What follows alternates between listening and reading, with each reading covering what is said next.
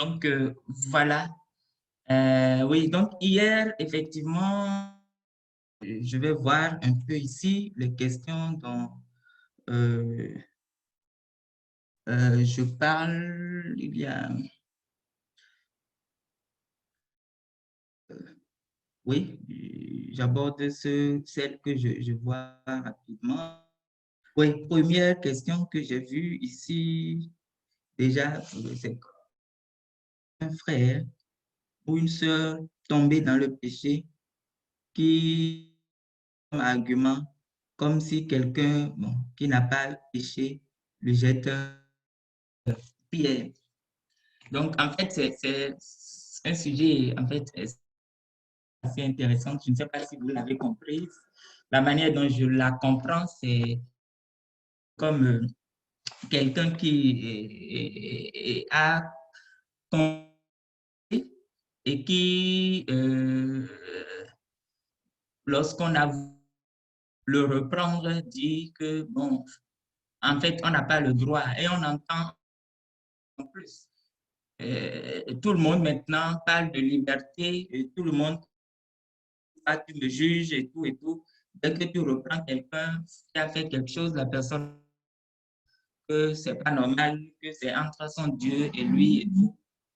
Alors, donc, il y a ce problème qu'on remarque chez plusieurs personnes qui ne sont pas assez ouverts, je vais dire, pour recevoir des autres. Et je pense, je vais voir le problème de deux côtés. Le problème dépend aussi de celui qui a commis de fautes qu'on est en train de reprocher, également de celui qui reproche aussi. Alors, mais avant cela, dans la Bible, je pense que c'est bien normal qu'on se reprenne entre frères. Dans Galates chapitre 6, si vous êtes là, Galates chapitre 6, le premier verset.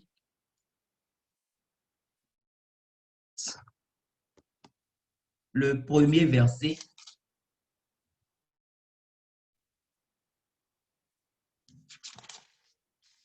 Quelqu'un est là. Quelqu'un peut me lire ça?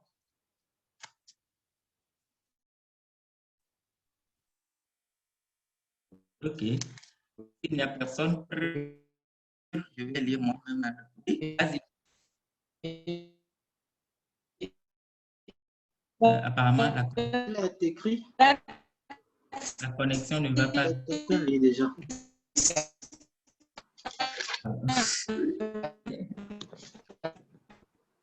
Trois personnes sont en train de lire, mais je n'entends personne. Je n'entends personne bien.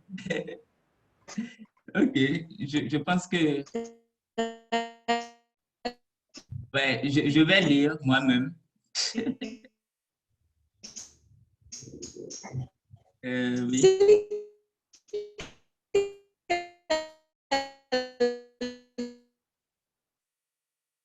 Qu'un seul était.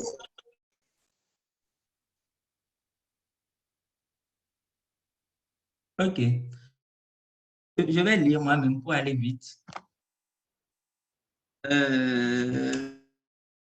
Il dit, frères, si un homme vient à être surpris en quelque faute qui est spirituel, redressez-le avec un esprit de douceur.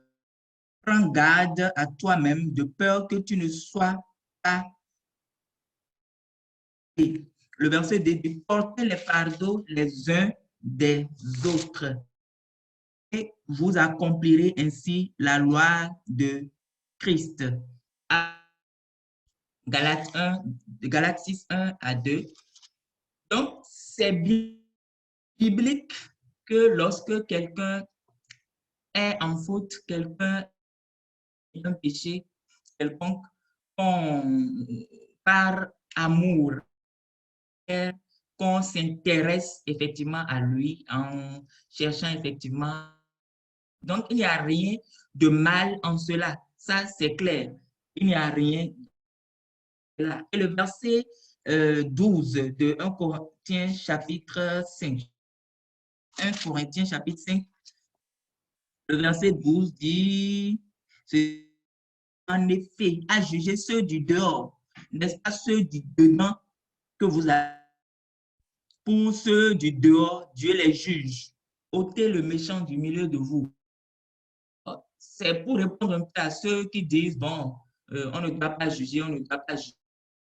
Maintenant, la mode, il ne faut pas juger, il ne faut pas juger. Il ne faut pas mal comprendre qu'il ne faut pas juger, qu'il ne faut pas juger les gens. Nous sommes même amenés à nous juger entre les uns les autres dans l'optique de nous redresser, d'aider celui qui est tombé effectivement à relever. Et il y a un verset, je ne me rappelle plus très bien, je pense que c'est Paul qui l'a écrit à Timothée. À un moment, il dit, redresse-les sévèrement. Ce n'est pas une mauvaise chose. Donc, nous, en tant que chrétiens, nous devons être ouverts façon aux reproches, à ce que les autres nous disent. Lorsque quelqu'un fait quelque chose, même si tu penses que tu n'as rien fait, la personne vient vers toi, il faut d'abord disposition que les reproches ne nous fâchent pas. Ou bien qu'on dise, bon, non, on n'a pas le droit de me juger. Non. Et la personne qui a jugé, qui te dit quelque chose, même si c'est dans une mauvaise intention, il le fait, il n'y a pas de problème. Parfois, on nous dit des choses, on nous reproche des choses, et même de première intention, clairement qu'en fait, que ce que la personne dit, bon, n'a pas vraiment de base, mais sois dans une disposition d'accepter. Pas que tu vas accepter pour te faire ce que la personne te dit, mais nous avons nécessairement besoin de cette disposition-là. Effectivement. Et lorsque le reproche vient, tu prends, tu analyses effectivement pour voir s'il y a de l'objectivité dedans, parfois même effectivement par rapport à cela, pour voir comment est-ce que tu peux faire. Parfois, c'est des fautes comme ça, mais la personne ne veut pas le reconnaître. Maintenant, si tu parles à la personne, mais la personne n'accepte pas, mais il ne faut pas tirer. Je pense que ce que nous pouvons faire pour de telles personnes en son temps, en ce temps précis, c'est prier pour eux. Prier effectivement pour eux afin que l'Esprit de Dieu puisse les éclairer. Nous devons continuer à aimer ces personnes, prier pour eux. Nous n'avons pas le droit de dire nous avons fait notre part, donc advienne que pourra, non. En tant qu'Église, en tant que corps de Christ, à veiller les autres aussi. Maintenant, je disais aussi que ça dépend de la manière dont nous reprochons. Alors, tu reproches, tu viens comme policier, gendarme et tout, ce n'est pas toujours bien. Il faut reprendre, il faut savoir reprendre de façon, mais avec douceur aussi. Je sais que c'est un peu compliqué et dire, comment est-ce qu'on peut le faire? Comment est-ce qu'on peut dresser quelqu'un à la fois avec fermeté? On peut être ferme, mais également doux. La situation d'une telle façon, je ne viens pas en fait comme un gendarme, tu as fait bien, non. D'abord, c'est les conditions à lesquelles je veux faire le.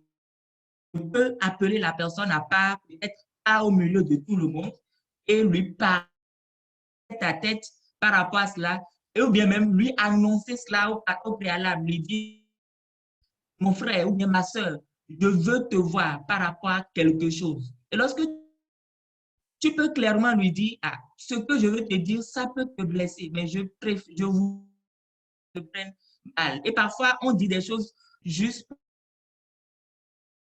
pour préparer la personne à recevoir avec le prophète Nathan. Lorsque David a péché et Dieu a envoyé lui pour le reprendre, vous voyez un peu la stratégie du prophète. Aller bas, comme ça, il dit, bon, tu as péché. Je suis sûr que si le prophète a David, pourquoi tu t'es couché avec femme d'autrui, ou bien pourquoi tu as un meurtre directement comme ça, je suis sûr que David ne serait pas accessible. a trouvé un contournement pour préparer le cœur de David. David n'avait pas le choix, d'autre choix, au moins de considérer en fait ce qu'il dit et de travailler avec cela. Donc, il y a aussi vraiment dans la manière dont nous disons que nous reprenons les gens. Travailler à cela aussi en tant que frère, en tant que sœur. Voilà un peu apporter comme réponse pour cette première question. Alors, question qui était en suspense. Pas, si Iram est là, si, oui. Comment aider une personne dans toutes les attitudes ou les comportements que le corps du Christ le condamne, dernière se retire progressivement. Je pense que les deux se retirent de telle manière. Alors, lorsque tu veux aider quelqu'un, la première niveau où tu ne peux pas aider, si la personne n'est pas accessible, tu ne peux pas faire autrement. Tu peux faire, c'est de prier pour lui, ou bien au mieux des cas, peut-être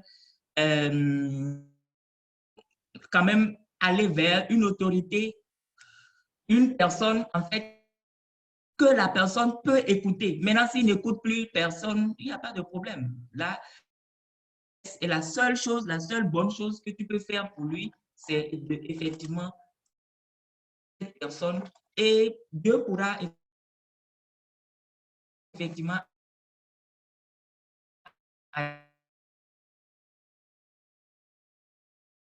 était aussi posé, je pense, le parler en langue. En fait, hier, en parlant, que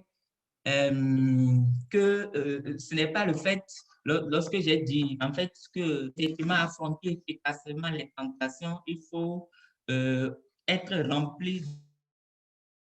J'avais évoqué le parler en langue. J'avais dit qu'en fait, ce n'est pas le parler en langue qui nous remplit de...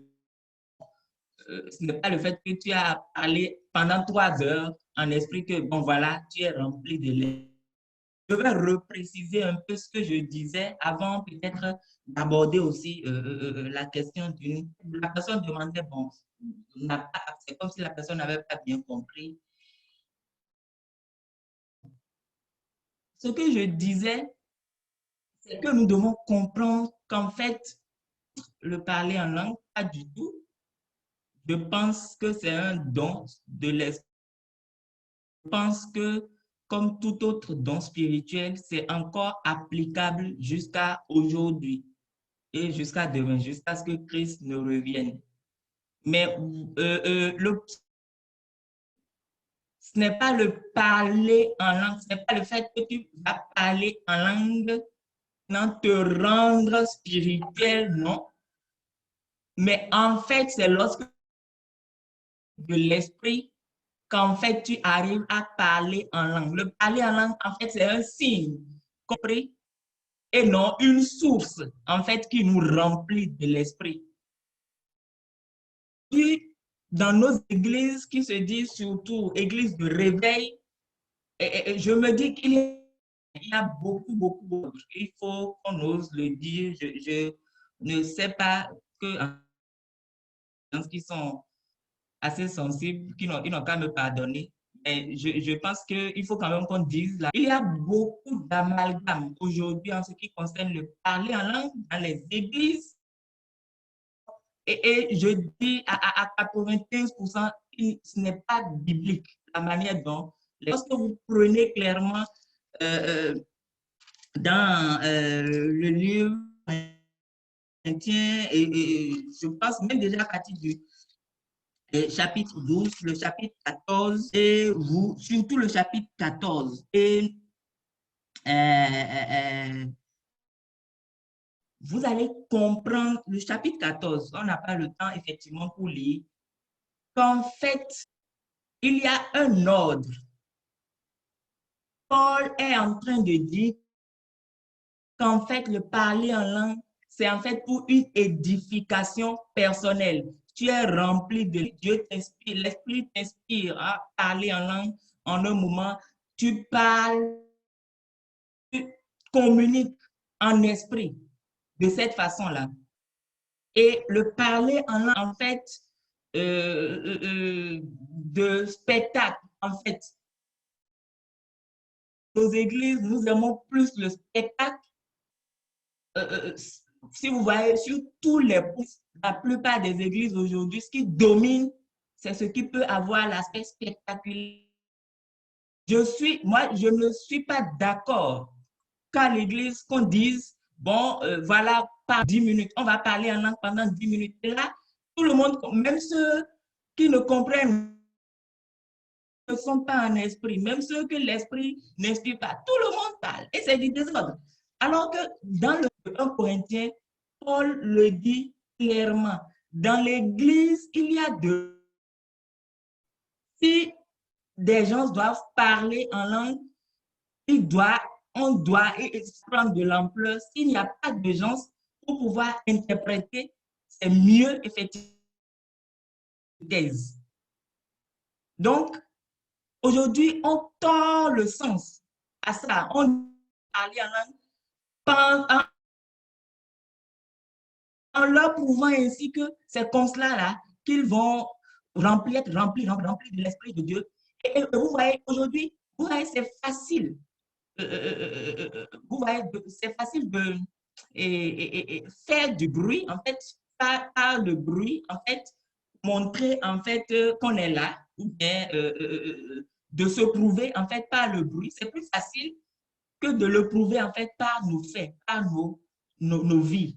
En fait, le premier signe que nous sommes vraiment remplis de l'Esprit de Dieu doit normalement se remarquer avant tout par le fruit. Le fruit est d'abord l'élément principal. Quel fruit nous portons? Alors, si tu me dis que par jour, tu parles en langue pendant 3 heures, mais tu es un homme toujours de colère, une femme toujours de colère, je vais te dire, ton parler en langue là, va revoir ça. Je ne sais pas d'où tu as tiré, mais je ne sais pas comment est-ce que tu arrives à dire tout le temps que tu parles en langue, mais on ne voit aucun fruit dans ta vie qui prouve effectivement que tu marches par l'esprit, que tu vis, que tu as un esprit qui te guide, ton esprit qui te conduit là. Ton esprit ne te conduit que pour parler, mais pas pour oser vraiment des actes qui prouvent que tu es chrétien. Là, il faut revoir ça. Donc, voilà un peu le contexte dans lequel je parlais.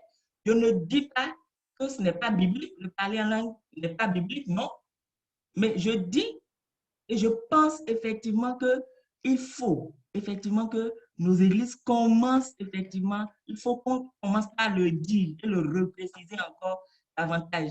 Ce n'est pas, nous ne vivons, ce que nous vivons dans nos églises aujourd'hui, ce n'est pas du réveil, non. Ce n'est pas du réveil, mais c'est du désordre. Que le Seigneur nous aide afin que nous nous retrouvions effectivement. Nous sommes dans les derniers temps, nous sommes dans des moments où plus que jamais, nous avons besoin de nous concentrer sur l'essentiel, sur vraiment comment est-ce que les gens peuvent bâtir une vie, bâtir une réelle communion avec Christ, plutôt que de se consacrer effectivement à des choses en fait qui sont en griffe secondaire et qui n'ont parfois même pas de base biblique. Voilà un peu ce que je peux dire. Je ne sais pas si ceux ou bien les personnes ou bien la personne qui a posé la question est là, si c'est bon ou il y a des inquiétudes encore.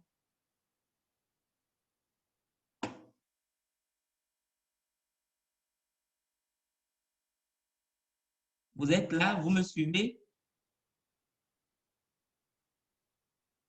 Ok, si Oui, quelqu'un nous sommes là. Oui, on ok. est là.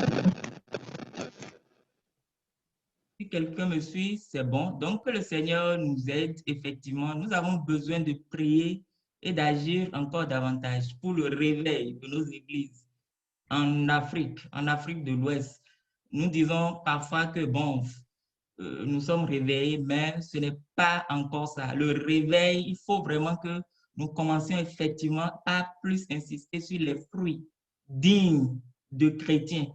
et que nous puissions vraiment commencer par aider encore vraiment plus les gens à développer ce fruit-là. Voilà un peu, que le Seigneur vous bénisse.